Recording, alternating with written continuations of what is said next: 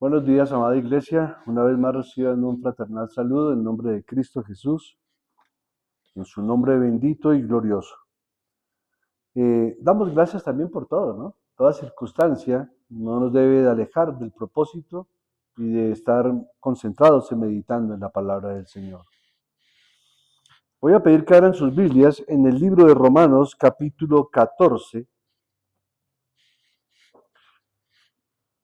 y les voy a leer para ustedes todo el capítulo, pero vamos a predicar del versículo 1 al 12. ¿Por qué? Porque es una porción extensa, pero habla del mismo tema. El capítulo 14 habla acerca de los débiles en la fe, y el capítulo 15 habla de los fuertes en la fe. Entonces, vamos a leer todo el capítulo 14 para entrar en contexto, pero el sermón va a estar del versículo 1 hasta el versículo 12, y lo hemos titulado La actitud del creyente con respecto al débil en la fe. Dice así la palabra del Señor. Recibid al débil en la fe, pero no para contender sobre opiniones, porque uno cree que se ha de comer de todo, otro que es débil come legumbres. El que come no menosprecia al que no come, y el que no come no juzgue al que come, porque Dios le ha recibido. ¿Tú quién eres que juzgas al criado ajeno? Para su propio Señor está en pie, o cae, pero estará firme porque poderoso es el Señor para hacerle estar firme. Uno hace diferencia entre día y día, otro juzga iguales todos los días. Cada uno esté plenamente convencido en su propia mente. El que hace caso del día lo hace para el Señor, y el que no hace caso del día para el Señor no lo hace. El que come para el Señor come porque da gracias a Dios, y el que no come para el Señor no come y da gracias a Dios. Porque ninguno de nosotros vive para sí, y ninguno muere para sí. Pues si vivimos, para el Señor vivimos, y si morimos, para el Señor morimos. Así pues, sea que vivamos o que muramos, del Señor somos. Porque Cristo para esto murió y resucitó y volvió a vivir para ser Señor así de los muertos como de los que viven. Pero tú, ¿por qué juzgas a tu hermano? ¿O tú también, por qué menosprecias a tu hermano?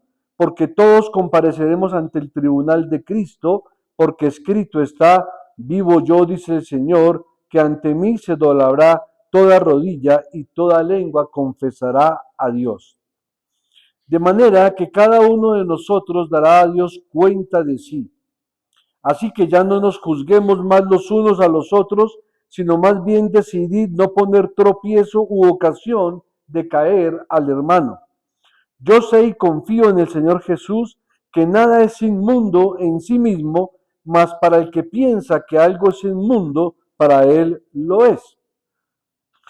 Pero si por causa de la comida tu hermano es contristado, ya no andas conforme al amor. No hagas que por la comida tuya se pierda aquel por quien Cristo murió. No sea pues vituperado vuestro bien, porque el reino de Dios no es comida ni bebida, sino justicia, paz y gozo en el Espíritu Santo.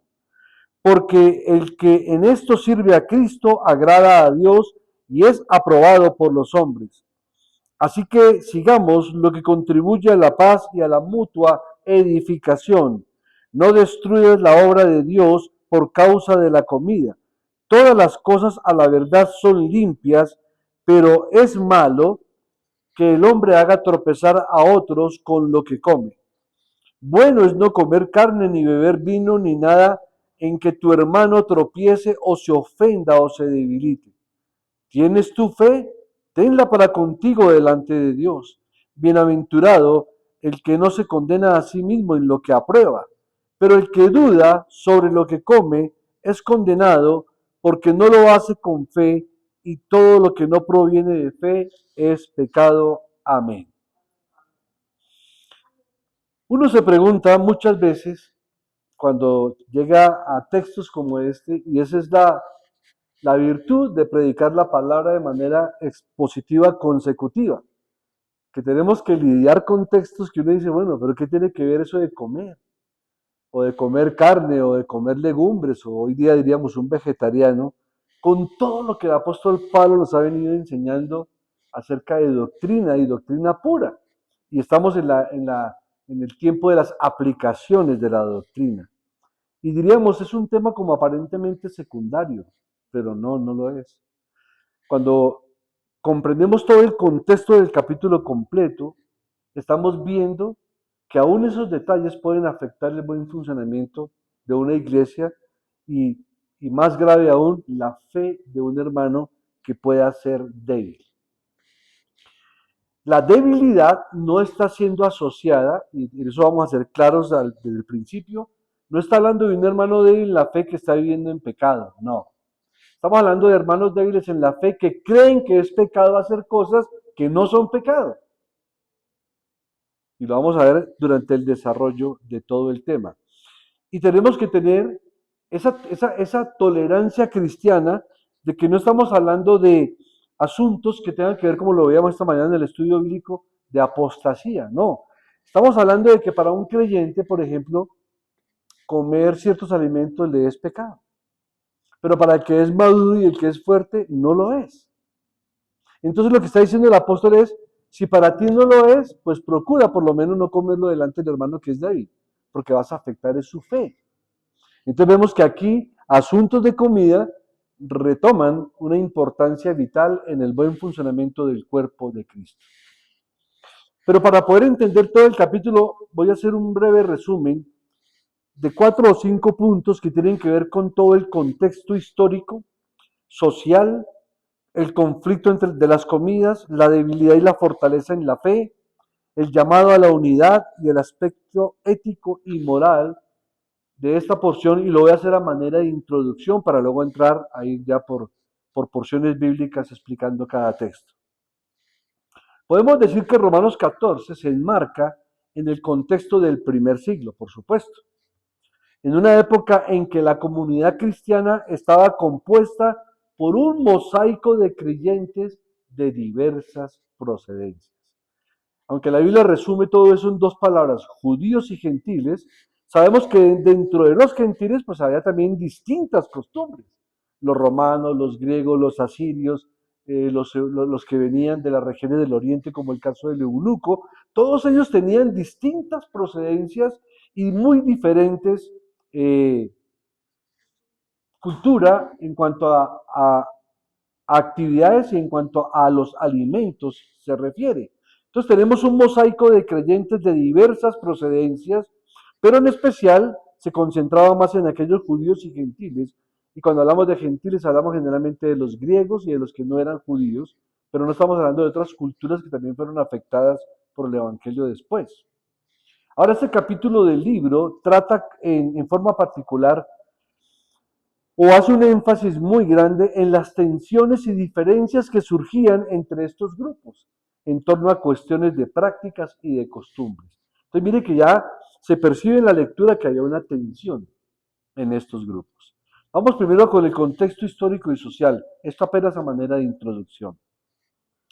Hermanos, la iglesia en Roma incluía tanto a cristianos de origen judío que traían consigo tradiciones, leyes del Antiguo Testamento, pero también habían cristianos gentiles que no podían estar familiarizados con esas prácticas. Y eso lo vemos en todas las cartas de Pablo. Recordemos que había muchos judíos creyentes en Cristo, pero ellos decían que de todas maneras al creer en Cristo no era suficiente si no se circuncidaban. O creer en Cristo no era suficiente si no seguían cumpliendo las leyes ceremoniales mosaicas. Y tenían en su cabeza y en su corazón esos dos conceptos. Otro ejemplo, había judíos creyentes en Cristo que se congregaban el día de domingo, el día del Señor, pero también lo hacían el sábado. Porque ellos decían, no, yo no, pues yo vengo congregándome el sábado. Cuando hablo del sábado, hablo del séptimo día, durante toda la costumbre de toda mi familia. Entonces, pues prefiero asistir a las sinagogas los sábados o al templo el sábado y con los cristianos el domingo. Y lo hacían así porque no se podían como sentir libres de alguna de las dos cosas. Y esto, mis hermanos, generaba diferencias en actitudes, por ejemplo, hacia las dietas, hacia las comidas, en la observancia de los días sagrados y otras prácticas religiosas. Recordemos que los días sagrados no era únicamente el día del Señor. Los judíos tenían muchos días que consideraban sagrados. Recordemos que hacían las fiestas de los tabernáculos, la fiesta de los panes sin levadura, en fin, la Pascua. Tenían muchas fiestas religiosas que para ellos eran de vital importancia, mientras que para el creyente gentil, como nunca tuvo esas prácticas, pero ahora vivía en Cristo, pues consideraba que no eran necesarias, pero la presión de la cultura los hacía entrar en conflicto. Entonces mire que no estamos hablando de un tema simple o un tema no contundente, es un tema de mucha importancia. Miremos el conflicto sobre las comidas. Una de las principales preocupaciones en este capítulo es el tema de la comida, como lo observamos en la lectura. Algunos creyentes se sentían cómodos comiendo cualquier tipo de alimentos, mientras que otros sostenían que debían abstenerse de ciertas comidas. ¿Como cuáles? Como la carne sacrificada a los ídolos o alimentos impuros, según la ley judía. Y aquí viene a mi mente la confrontación que tuvo Pablo con Pedro cuando Pedro visitó la iglesia de Galacia. Dice que Pedro comía con los gentiles todo lo que comían los gentiles, pero que cuando llegaron de parte de Jacobo, el hermano medio del Señor, que era un hombre muy fuerte, una columna vital de la iglesia de Jerusalén, Pedro se acobardó, se escondió y ya no comía más con los gentiles, sino que comía con los judíos. Creo que el pobre Pedro tuvo ese conflicto durante un buen tiempo y por eso Pablo lo confronta. Pedro no veía nada malo comer con los gentiles, ya había aprendido lo que el Señor le enseñó en la azotea, ¿recuerdan? No llames tú inmundo lo que yo he limpiado. Ve a la casa de Cornelio, ¿sí? Y luego Pedro entendió que no era nada malo, pero cuando vinieron los judíos, para cuidar su reputación o su imagen como buen judío, dijo, ya no como más con los gentiles porque quién sabe qué pensarán los judíos de mí. Entonces mire que aún un apóstol de la talla de Pedro sufrió y luchó con esas cosas. Por eso el tema es trascendente, es importante. El otro punto es la debilidad y la fortaleza en la fe. Aquí Pablo está distinguiendo entre los fuertes que entienden su libertad en Cristo y pueden comer cualquier cosa, y los débiles que sienten que deben seguir las restricciones de la ley. Ahora bien, hermanos, ese término de débil y fuerte se refiere más que todo es a la conciencia y a la madurez espiritual. Y ese punto es importante aclararlo porque no estamos hablando de que, porque se ha predicado en algunas iglesias, que el débil en la fe es el que peca y peca y peca y sigue pecando y no corrige. No, no, aquí no está hablando de eso. Aquí está hablando de hermanos que tienen una interpretación conforme a lo que han aprendido en sus culturas, en sus religiones, y por supuesto se podría deducir o se podría implicar que el débil se refiere más al judío. Ahora, no quiere decir que todos los judíos creyentes en Cristo eran débiles. De hecho, Pablo era judío y no era débil. Pero la mayoría eran los judíos, ¿por qué? Porque todavía tenían lo de las ceremonias, lo de la carne sacrificada a los ídolos, o cierto tipo de carne que no comían, y tenían que los panes sin levadura. Tenían una cantidad de restricciones que a ellos todavía les costaba mucho trabajo desprenderse de esas costumbres. Y claro, póngase usted a pensar, cuando los judíos iban a comer un pedazo de carne en la mesa de un gentil, decir, uy, pero esta carne, ¿será que ese animal no murió ahogado? Porque en la ley de Moisés dice que no comer carne de ahogado, ¿sí? ¿O será que fue sacrificado a los ídolos y ahora lo venden más económico? Porque así hacía la costumbre romana. Lo sacrificaban a los ídolos y cogían las mejores partes de la carne y lo otro lo vendían a precios más económicos. Entonces, como la situación económica no era fácil, pues algunos tenían que recurrir a esa carne. Y para un judío, usted póngase a pensar, o trate de ponerse en los zapatos de un judío, que se le enseñó, ese alimento es inmundo, ese alimento lo va a condenar, ese alimento está prohibido. Y ahora el Señor Jesús, ¿qué le dijo a los judíos de su época? No lo que entra por la boca del hombre es lo que lo hace impuro, sino lo que sale de su corazón. Entonces la mentalidad del judío era en ese sentido complicada y tenemos que entenderlos. No podemos decir, no, eran débiles en la fe por eso. Pero al mismo tiempo los gentiles también había muchos débiles. ¿Por qué? Porque de todas maneras estaban siendo impregnados por las tradiciones de los judíos que les querían imponer cargas que ni siquiera ellos podían cumplir. Y entonces también le complicaban la vida a los gentiles. Recordemos lo que Pablo le escribió a los Gálatas. Oh Gálatas insensatos, habiendo comenzado por el Espíritu, ahora vas a terminar por la carne, porque comenzaron a adoptar muchas de las costumbres de los judíos y eso comenzó a debilitar su fe también. Entonces aquí claramente la palabra débil o fuerte se refiere a la conciencia y a la madurez espiritual. El otro punto que quiero resaltar en la introducción es que esto conlleva a que Pablo tome esa iniciativa, ese carácter paulino de siempre hacer un llamado a la unidad. Y una de las principales enseñanzas de Romanos 14 es la exhortación que hace Pablo a la aceptación y a la unidad entre los creyentes independientemente de sus diferentes prácticas y creencias. Si ahora están en una creencia correcta, entonces ellos van a ir madurando y van a ir despojándose de lo que no está bien. Pero ante todo, aquí está hablando de la libertad que goza el creyente en Cristo. Pablo anima a los creyentes a no juzgarse unos a otros y a ser respetuosos hacia las convicciones de cada uno. Y les coloco un ejemplo real de lo que está pasando hoy día en muchas de las iglesias. Por ejemplo, y hablo de las iglesias reformadas, que son, a mi juicio y a mi entender, las más bíblicas que yo he conocido. Pero a veces ese conocimiento bíblico y teológico nos lleva a establecer ciertas barreras. Por ejemplo, encontramos iglesias que se dividen por el manejo que se le dio a la epidemia del COVID. Supimos que, por ejemplo, la iglesia del pastor MacArthur en Estados Unidos, él no cerró la iglesia. Y aquí en Colombia la mayoría cerraron sus puertas. Además, hubo iglesias que cerraron durante un año entero. Cuando uno mira la actitud de los cristianos en las épocas de las epidemias, ¿ustedes creen que los cristianos se encerraban? Ayudaban, predicaban la palabra de Dios, porque el que se estaba muriendo por una epidemia, hablamos de la peste negra que mató más de 100 millones de personas. Y dentro de eso había muchos cristianos que fueron y ofrendaron sus vidas por ayudar a otros, a que si se morían no se fueran para el infierno, a calmar sus dolores físicos, pero ante todo les interesaba el dolor espiritual.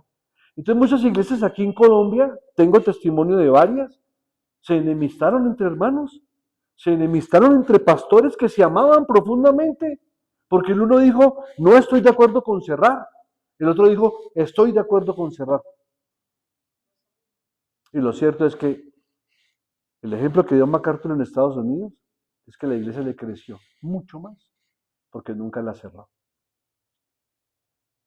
No estamos diciendo con eso que nos vayamos a la ligera, ¿no? Hay que tomar las medidas normales, pero tomar las medidas de precaución a cerrar una iglesia del todo y que la iglesia se cierre durante 1 o 2 años, eso no es bíblico. ¿Sí me hago entender? Tenemos que tomar prudencia en algunas cosas, sí, por supuesto. No vamos a desobedecer todo, no. Pero la iglesia nunca puede ser cerrada. Es que la iglesia es de Cristo. Y solamente Cristo es el que ordena o cerrarla o abrirla. Nosotros podemos tomar medidas preventivas.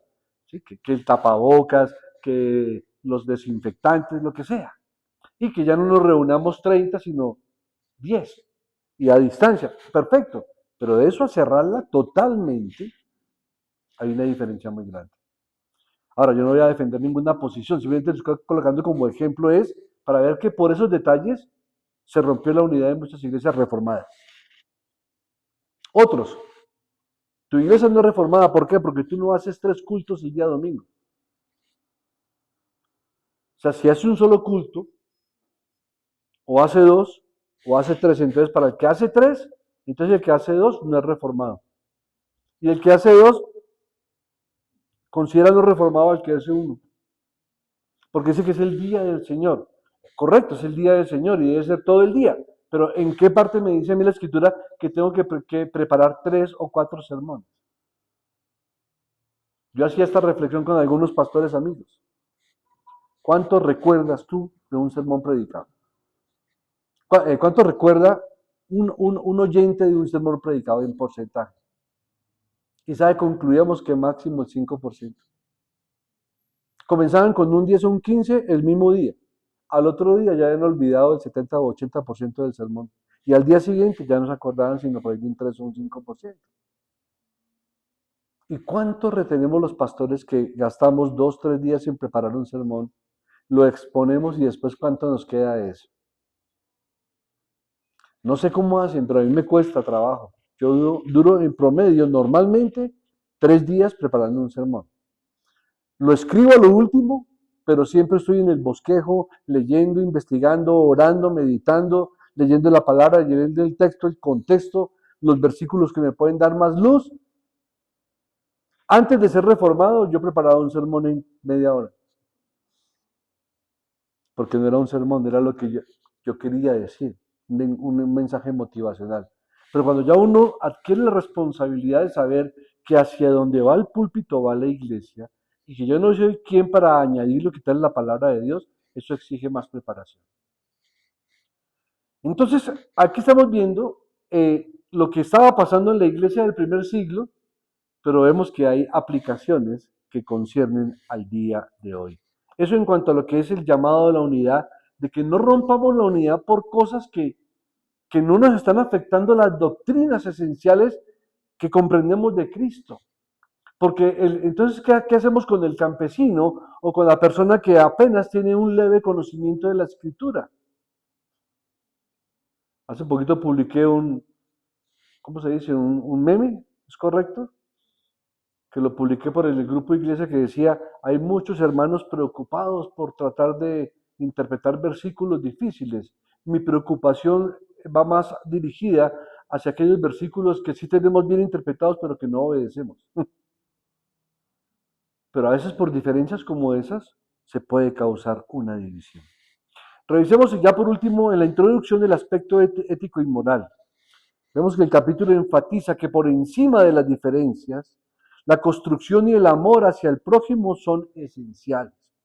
Las acciones de cada creyente deben reflejar el principio del amor y la edificación mutua, llevando a los cristianos a actuar en la libertad de Cristo, pero con consideración hacia los demás.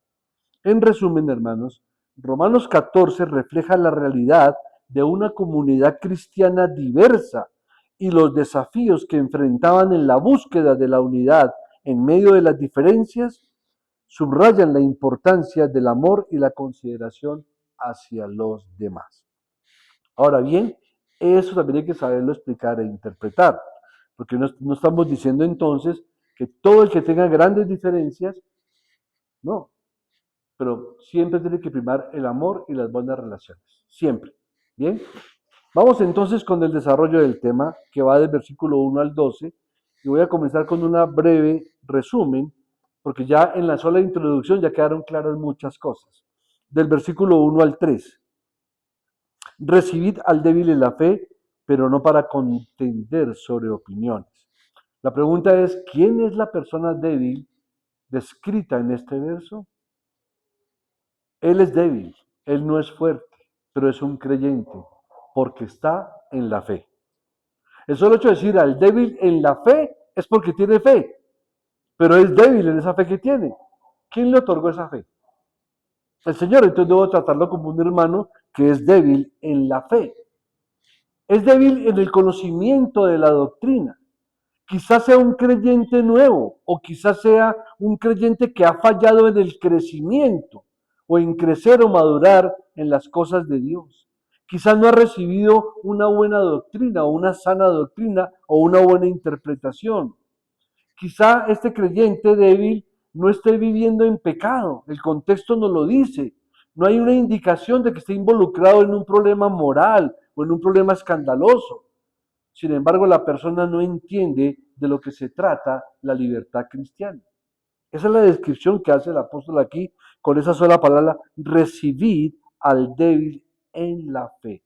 Y no solamente dice, oiga, escúchelo, téngalo en cuenta, no, recíbalo, recíbalo. ¿Y sabe por qué lo tenemos que recibir? Porque miren lo que dice el versículo 3. El que come no menosprecia al que no come, y el que no come no juzga al que come, porque Dios le ha recibido. Entonces, si Dios le ha recibido, ¿quién soy yo para no recibir? ¿Ven?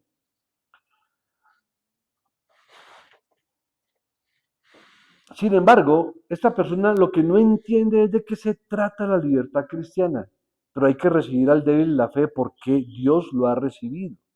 Pero luego dice, pero no lo reciba para contender sobre opiniones. Y saben, ese es el error que cometemos muchos de nosotros.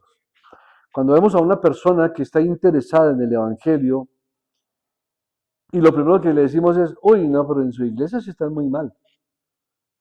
¿Cómo así que todavía oran en lenguas? ¿Qué es eso? Entonces atropellamos al hermano que es débil en la fe. Entonces dice, uy, no, esta gente contiene mucho, opiniones, contenciones. ¿Sí? No, hoy hay que sacarlo del error, pero no así.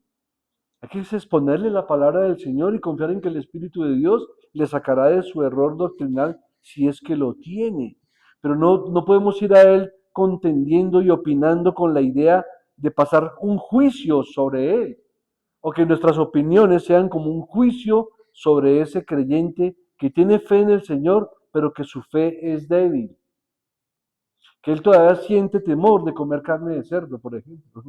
Le da miedo, o le da temor tomarse una copa de vino, porque tiene el concepto de que si se toma una copa de vino se va a condenar.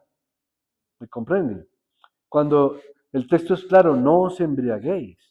El pecado es embriagarse, no poderse no tomar una copa de vino. Entonces llegamos a esos extremos en que vemos todo de una forma pecaminosa y de una forma en que aunque es legítimo que yo me pueda comer un buen trozo de carne de cerdo o tomarme una copa de vino, pero si es hermano, para él es grave, pues yo no lo hago.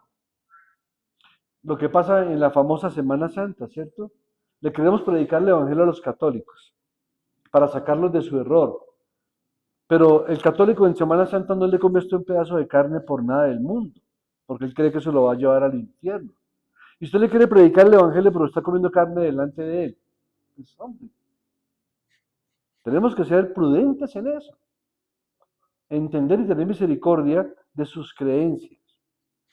Yo me acuerdo que una vez entramos a un restaurante y no nos habíamos dado cuenta de entrar con mi esposa y con mis hijos. Y entramos a un restaurante que queda aquí en las Américas. Y estábamos comiendo lo más de rico, pero era un banquete de carne muy sabroso, era como ¿cómo se llama? Sí, un piquete, ¿no? Y estábamos ahí conversando con mi esposa y me dice, amor, mira esa fotografía que hay al fondo. Ah, le tenían una fotografía a Regina 11, imagínate. Regina 11 era una bruja, una divina. Mi mujer decía, ¿qué hacemos? Le digo, nada, nosotros ya oramos por los alimentos, ¿sí? No sabíamos que estaba ahí. Y si lo supiéramos, nada tiene que ver. Nosotros estamos en Cristo y acabamos de comer tranquilos. Pero para mucha gente eso sería gravísimo. Bien. Eso en general, recibir al débil en la fe, pero no para contender sobre opiniones, porque uno cree que se ha de comer de todo, otro que es débil come legumbres, o sea, es vegetariano. El que come no menosprecia al que no come, y el que no come no juzgue al que come, porque Dios le ha recibido. El verso 4 claramente establece una pregunta que tenemos que tener en cuenta. ¿Tú quién eres? ¿Tú que juzgas al criado ajeno? Para su propio Señor está en pie o cae, pero estará firme, porque poderoso es el Señor para hacerle estar firme. Hermanos, este versículo es para la persona que juzga a su prójimo creyente por lo que come. La palabra criado se refiere a un esclavo doméstico, y el que está juzgando debe darse cuenta de que él no es la cabeza de ese criado ni es la cabeza del hogar donde trabaja ese criado. Uno simplemente es un consiervo más, un colaborador, un creyente compañero. Un siervo es solamente responsable ante su amo y ante nadie más. Su amo es el único que tiene derecho de juzgarlo. ¿Y el amo del creyente quién es? Es el Señor Jesucristo. Es lo que dice el versículo 9. Porque Cristo para esto murió y resucitó y volvió a vivir. Para ser Señor, así de los muertos como de los que viven. Y quiero que note un paralelismo espectacular en este versículo. Y luego lo vamos a profundizar. Pero dice que para esto Cristo murió y resucitó. Si viene el orden, ¿no? Murió y resucitó. Y luego dice que para ser Señor de los muertos y de los que viven. En el mismo orden, ¿sí? Murió y resucitó. Para los muertos y los que viven. Y ya, cuando lleguemos allá al versículo 9, lo vamos a explicar un poco más.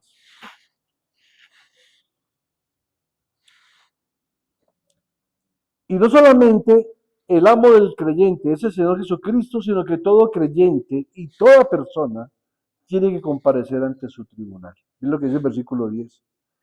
Pero tú, ¿por qué juzgas a tu hermano? O tú también, ¿por qué menosprecias a tu hermano? Porque todos compareceremos ante el tribunal de Cristo. El modo de plantear esta pregunta del apóstol Pablo nos debe hacer recordar varios aspectos que hemos aprendido de Romanos. ¿Se acuerdan de Romanos capítulo 9, versículo 20? Vamos por un momento allá. Mas antes, oh hombre, ¿quién eres tú para que alterques con Dios? ¿Quién eres tú para juzgar? ¿Y quién eres tú para altercar con Dios? Y además, dice la palabra de Dios, que este siervo quedará en pie porque el Señor es capaz de mantenerlo en pie. Pero estará firme porque poderoso es el Señor para hacerle estar firme. Aquí también hay aplicación para nosotros. Cuando sentimos que caemos y que nos cuesta trabajo levantarlos, Señor, levántame. Tu palabra dice que tú tienes el poder para levantarme de esta condición. Te he ofendido, he agraviado tu nombre. He pecado contra ti, Señor. Perdóname. Levántame, Señor, porque tú eres fuerte.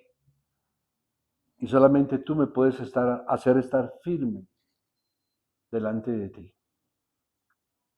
Y una forma de estar firme delante de Dios es estar de rodillas ante Dios. Cuando digo de rodillas, no lo digo en el aspecto físico, corazón. Ahora, si nos arrodillamos de corazón y de las rodillas, pues maravilloso. A lo que me refiero es que no ganamos nada con arrodillarnos físicamente si el corazón no se arrodilla. Pero todo el que se arrodilla ante Dios en su corazón y físicamente y en todo su aspecto, podrá ser firme entre los hombres, podrá estar de pie entre los hombres. Miremos la otra parte, versículos 5 y 6. Uno hace diferencia entre día y día, otro juzga iguales todos los días. Cada uno esté plenamente convencido en su propia mente. El que hace caso del día lo hace para el Señor, y el que no hace caso del día, para el Señor no lo hace. El que come, para el Señor come, porque da gracias a Dios. Y el que no come, para el Señor no come, y da gracias a Dios. Aquí hay un contraste bien interesante, ¿no?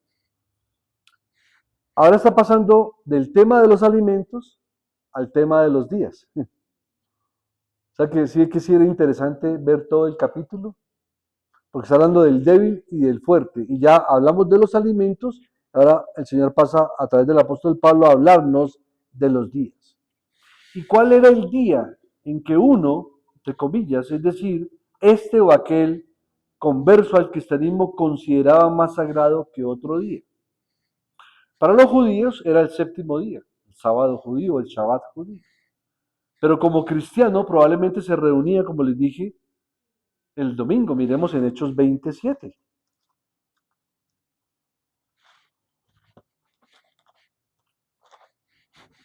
Hechos 27 dice lo siguiente. El primer día de la semana, reunidos los discípulos para partir el pan, Pablo les enseñaba, habiendo de salir al día siguiente, y alargó el discurso hasta la medianoche. Bueno, ahí me dice que Pablo alargó el discurso hasta la medianoche porque había una connotación, iba a viajar, iba a pasar muchos días sin verlo. Pero me dice que alargó el discurso, no los discursos. O sea, podemos deducir que fue un buen discurso, un discurso largo puede ser un sermón de 4, 5 o 6 horas, pues un apóstol como Pablo podía darse ese lujo. Si desde la cárcel escribió tantas epístolas que siguen transformando las vidas de nosotros, ahora imagínenselo en persona dando un discurso, alargándolo hasta la medianoche.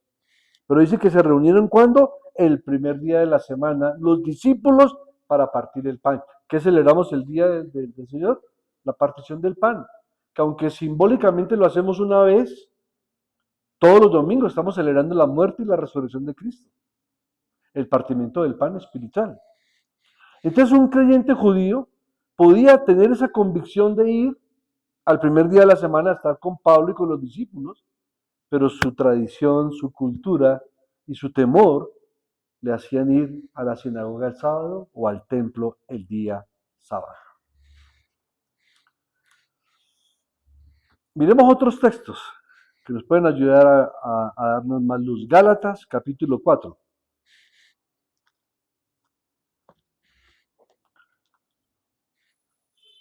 Versículos 10 y 11. Guardáis los días, los meses, los tiempos y los años. Me temo de vosotros que haya trabajado en vano con vosotros. Qué tremendo, ¿no? Y muchos podrían argumentar, uy, pero estamos hablando de los días de reposo. Pero es que las costumbres judías habían varios días de reposo, pero también estaba el día de reposo. Creo que tenemos que comenzar a diferenciar. Bien. Entonces Pablo aquí le está diciendo a ellos, a los Gálatas, guardáis los días, los meses, los tiempos y los años, porque ellos se habían vuelto a las tradiciones de los cristianos judíos. Los de Galacia eran griegos, eran romanos que venían de descendencia griega. La región de Galacia era una región del imperio griego y luego pasó a ser posesión del imperio romano. O sea que había creyentes judíos y gentiles. Y dice, guardáis los días. Sí, no dice el día, sino los días, los meses, los tiempos y los años.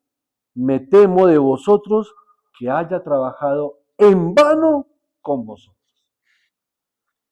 Colosenses 2, capítulo 2, versículos 16 y 17. Por lo tanto, nadie os juzgue en comida o en bebida, o en cuanto a días de fiesta, luna nueva o días de reposo. ¿Sí? No está hablando del Shabbat o del día de reposo establecido por Dios, porque fue establecido desde la creación, no en la ley, sino en la creación. Pero aquí hablando de los días de reposo, cayendo en un excesivo legalismo, el pecado del legalismo dentro de la iglesia. Pero luego dice el versículo 17, todo lo cual es sombra de lo que ha de venir, pero el cuerpo es de Cristo. Y aquí nos menciona otra condición, en el mismo Colosenses, que nos da, no solamente aquí nos dio una luz con respecto a lo que es el legalismo, sino que también nos da una luz con respecto a lo que es el misticismo. Eso está en esa porción del 18 y 19 que dice así: nadie os prive de vuestro premio afectando humildad y culto a los ángeles, entremetiéndose en lo que no ha visto, vanamente hinchado por su propia mente carnal. Ahí caben todos esos de nuevas visiones, revelaciones, ¿no? Sueños proféticos y que un ángel se le apareció y todos resultan dándole culto a los ángeles. Y luego dice, y no haciéndose de la cabeza, en virtud de que en todo el cuerpo, nutriéndose y uniéndose por las coyunturas y ligamentos, crece con el crecimiento que da Dios. Por eso hablábamos de que el débil en la fe es que porque le ha faltado crecimiento en Dios. Y uno encuentra muchos hermanos en la fe que todavía le tiene miedo a los gatos negros o a pasar por debajo de una escalera. Y uno dice, ¿sí? Pero es desconocimiento de la palabra de Dios. La palabra de Dios dice, creo que es en el libro de Isaías, si no estoy mal, no recuerdo la cita, pero dice, contra Jacob no hay agüero. Pero hay creyentes que todavía siguen siendo místicos, creen en apariciones raras, ven al diablo en todas partes, ¿sí? Y caen en un misticismo por no estar asidos a la cabeza, que es Cristo. Vamos con los versículos 7 y 8. Porque ninguno de nosotros vive para sí y ninguno muere para sí. Pues si vivimos, para el Señor vivimos, y si morimos, para el Señor morimos. Así pues, sea que vivamos o que muramos, del Señor somos. Hermanos, tú y yo somos posesión del Señor. Y esta es una obligación que se extiende en todo creyente y a todo creyente para glorificar a Dios, aún en nuestra muerte. Miremos estos textos. Hechos 7,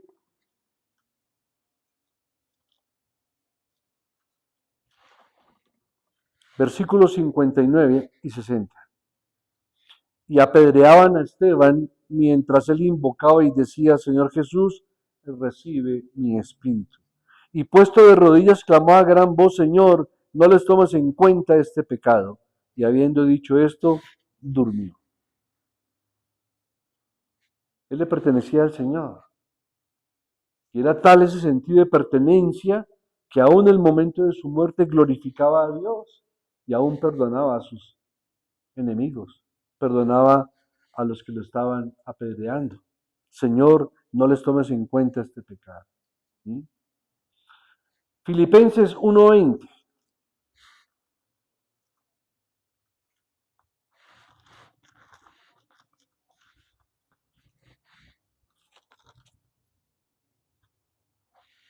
Conforme a mi anhelo y esperanza de que en nada seré avergonzado, antes bien, con toda confianza, como siempre, ahora también será magnificado Cristo en mi cuerpo, o por vida o por muerte. ¿Mm? Otro caso de que tenía muy claro a quién le pertenecía a él, al Señor. Y estaba dispuesto por vida o por muerte a glorificar a Cristo, a magnificar a Cristo en su cuerpo. O por vida en el ministerio, dándolo todo, o por muerte si tenía que ser sacrificado por causa del Evangelio. Y miremos una cita más, Hebreos 11.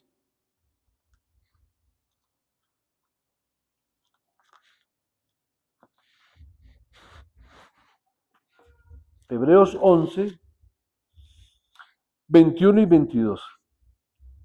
Por la fe Jacob, al morir, bendijo a cada uno de los hijos de José y adoró, apoyado sobre el extremo de su bordón. Por la fe José, al morir, mencionó la salida de los hijos de Israel y dio mandamiento acerca de sus huesos. Y aún sigue por la fe Moisés y otros más que van mencionando ahí. Entonces cuando uno le dicen que cuando uno llega a Cristo todos los problemas acaban, no es cierto. El doctor Arce Sproul lo decía, se me revuelve el estómago al escuchar predicadores que dicen, ven a Cristo y tus problemas se acabarán. Es lo contrario, ven a Cristo y tus problemas comenzarán. Porque viene esa lucha del espíritu contra la carne, de mis egoísmos, de mis vanidades, batallando contra con mi voluntad, batallando contra la voluntad del Señor, contra sus ordenanzas, sus mandatos, sus preceptos. Somos del Señor, le pertenecemos a Él es nuestro amo y nosotros somos sus esclavos. Esta es nuestra libertad cristiana. Somos libres para servir a Cristo como sus esclavos por amor. Ningún creyente vive para sí. ¿Por qué no? Miremos 2 Corintios, capítulo 5, versículos 14 y 15. Porque el amor de Cristo nos constriñe pensando esto, que si uno murió por todos, luego todos murieron. Y por todos murió, para que los que viven ya no vivan para sí, sino para aquel que murió y resucitó por ellos. Si tú y yo estamos convencidos de que Cristo murió por nosotros, no nos pertenecemos. Porque Él murió y resucitó por ti y por mí. Pagó ese precio por nosotros. Lo cual indica que ya no nos pertenecemos. Y esta es la vida cristiana. Esa es la verdadera vida cristiana. No tanto el conocimiento, aunque es bueno tenerlo, pero si no estoy rendido a Cristo, si no estoy rendido a su voluntad, si no comprendo y vivo de que yo le pertenezco a Él y que no me pertenezco a mí mismo, no estoy viviendo la vida cristiana. Él pagó un precio muy caro por nosotros. Le pertenecemos. Dice, ¿o ignoráis que vuestro cuerpo es templo del Espíritu Santo, el cual está en vosotros? Y que no sois vuestros propios dueños, sois de Dios. Y que Él habita en nosotros. Verso 9. Porque Cristo para esto murió y resucitó y volvió a vivir para ser Señor así de los muertos como de los que viven. Les iba a decir, les dije que iba a profundizar un poquito más, pero de una manera corta. Observen que no se trata aquí de que el Señor vivió y murió, como si Él vivió se refiere a la vida de Cristo antes de su muerte por crucifixión. No, en este contexto no está hablando de la vida de Cristo antes de la crucifixión. Aquí está hablando de que Él murió y vivió. ¿Sí? No está hablando de que Él vivió y murió, sino que Él murió y vivió.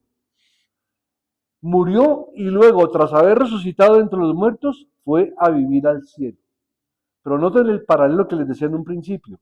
Cristo murió y vivió para ser Señor tanto de los muertos y los vivos.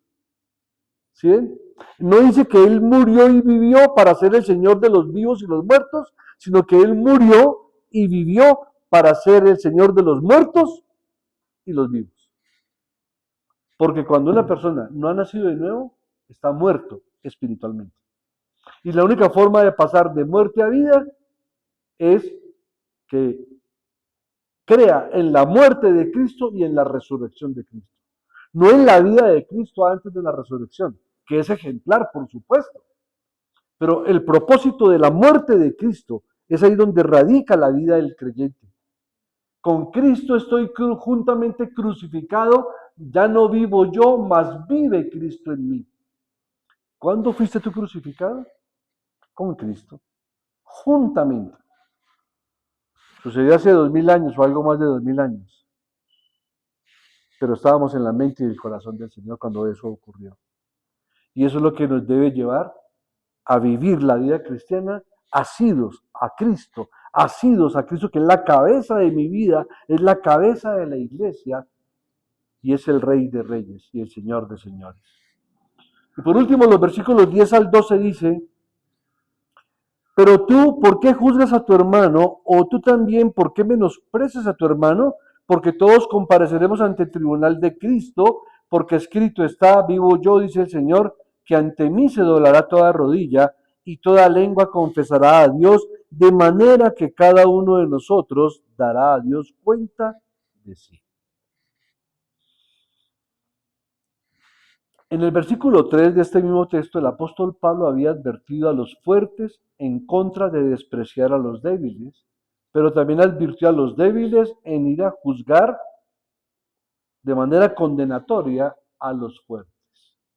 Y seamos honestos, esto pasa mucho en las iglesias, porque en las iglesias hay todo tipo de personas, hay todo tipo de creyentes, hay todo tipo de hermanos que tienen más cultura que otros, más conocimiento que otros, muchos son profesionales, otros no, muchos tienen recursos, otros medios, otros no, pero es que así es el pueblo del Señor.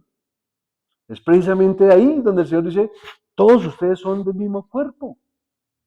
Aquí ninguno es más que otro, ni menos que otro desde la perspectiva bíblica. Pero cuando hay roles, en los roles hay que respetarlos. Por esa razón es que nosotros no compartimos esas nuevas filosofías como el feminismo o como que el varón pierda esa masculinidad que Dios le otorgó. No estamos hablando aquí de machismo ni de esas cosas, no, lo aborrecemos. Así como rechazamos el feminismo, rechazamos el machismo. Aquí estamos hablando de los roles que Dios le dio al hombre y de los roles que Dios le da a la mujer, de lo que es la verdadera feminidad en la mujer y lo que es la verdadera masculinidad en el varón. Son dos cosas muy diferentes, muy distintas. Y por esa razón, yo no debo juzgar al que no tiene, ni el que no tiene debe juzgar al que tiene, sino que tenemos que aprender a amarnos como hermanos en la fe porque formamos parte de un mismo cuerpo. Y Pablo en este versículo está utilizando o está haciendo referencia a Isaías capítulo 45. Acompáñenme un momento allá.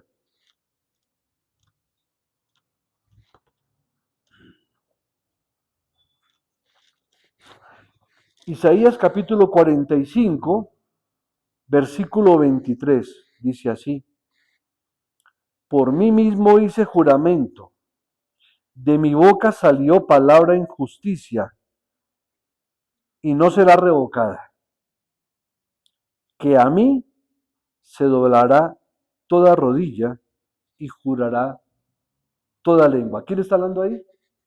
Jehová Dios. ¿Sí?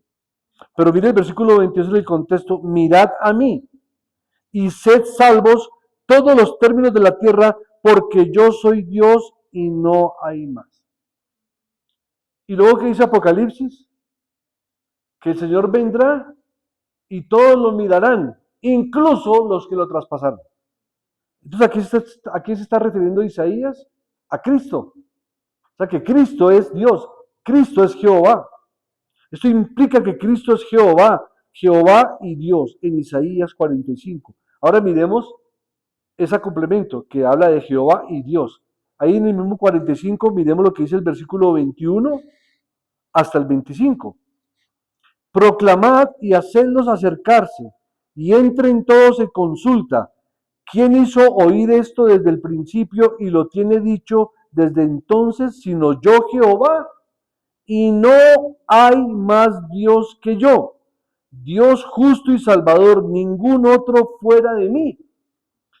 Entonces, cuando usted se encuentra con un testigo de Jehová que le dice que Cristo es un Dios de categoría inferior, muéstrele ese texto que lo tienen todavía en sus Biblias. Pero aquí dice que no hay más Dios, y que no hay más Dios sino Él solo. Entonces no me diga usted que Cristo es un Dios de categoría inferior, porque usted se contradice.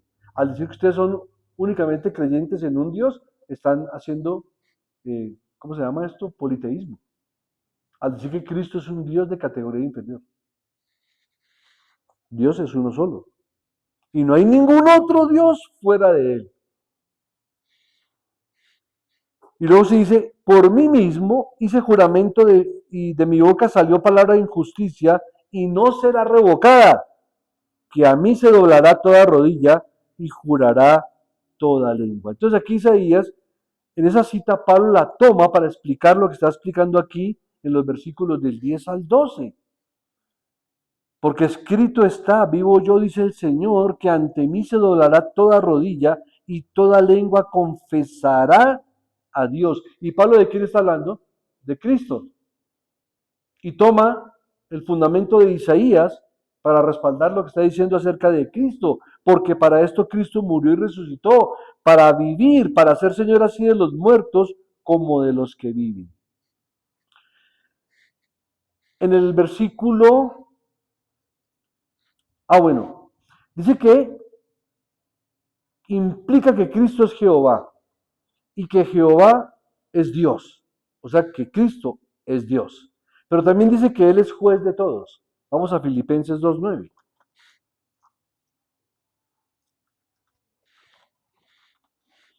Filipenses 2:9 dice: por lo cual Dios también le exaltó hasta lo sumo y le dio un nombre que es sobre todo nombre, para que en el nombre de Jesús se doble toda rodilla de los que están en los cielos y en la tierra y debajo de la tierra, y toda lengua confiese que Jesucristo es el Señor, para gloria de Dios Padre.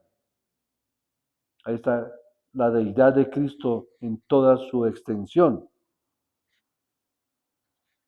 Y Romanos 14:11, que lo acabamos de leer, por supuesto dice, porque escrito está, vivo yo, dice el Señor, que ante mí se doblará toda rodilla y toda lengua confesará a Dios.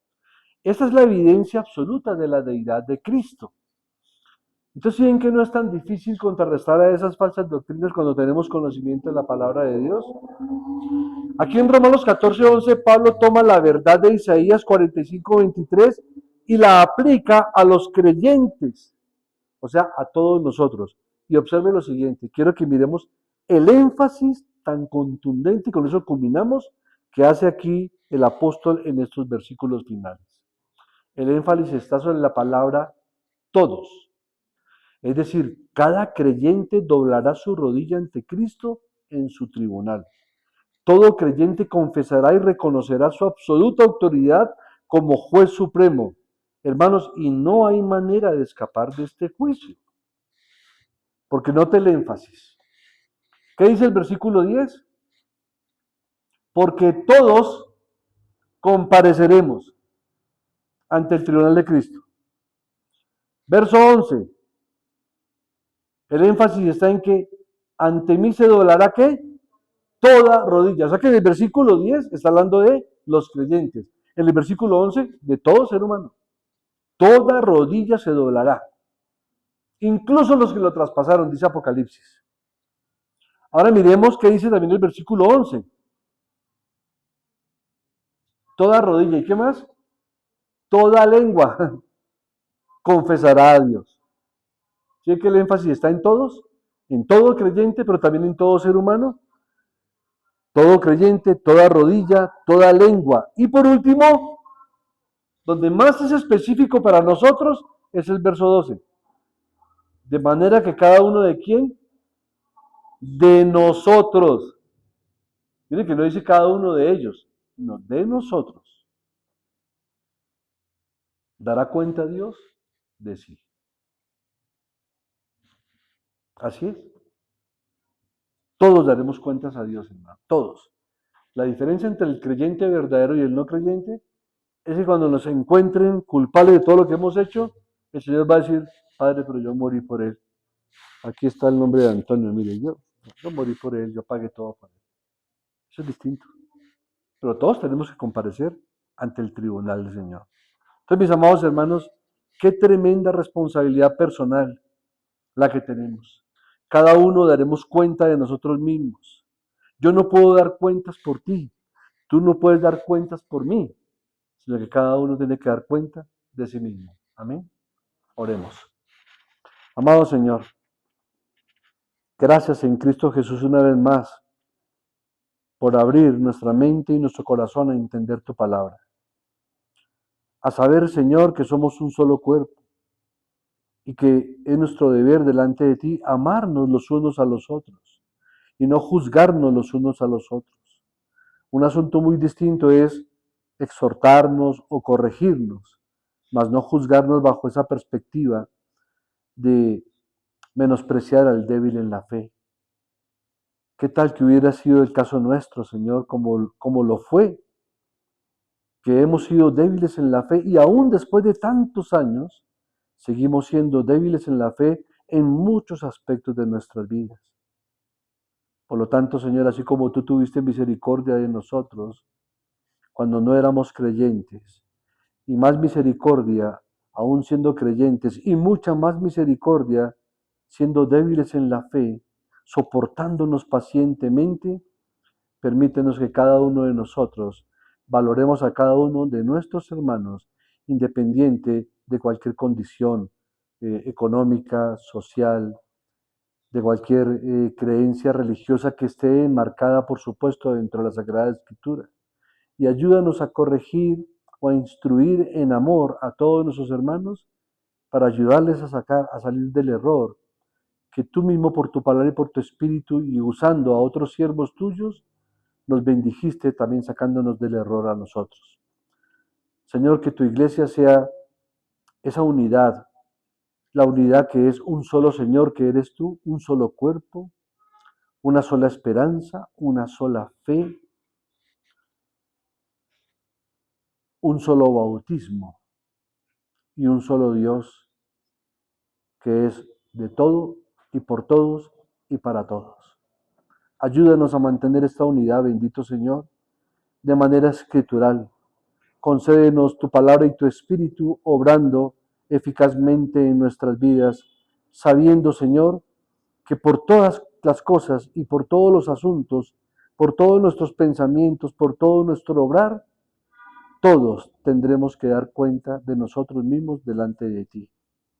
Ayúdanos, bendito Señor, a sembrar, como cantábamos hoy en el himno, sembraré la simiente preciosa.